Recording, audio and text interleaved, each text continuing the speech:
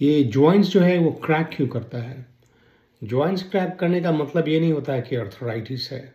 अगर आपको पेन है, स्वेलिंग है, स्टिफनेस है, रेडनेस है, loss of range of motion है, तब इसका मतलब कि प्रॉब्लम तो ज़रूर है।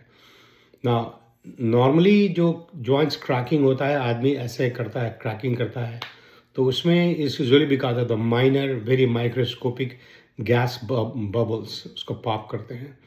लिगामेंट के मूवमेंट से होता है, टाइट मसल्स होता है, उसके वजह से अगर आप ज़्यादातर बैठे हुए हैं, सुबह में उठते हैं, उस समय होता है।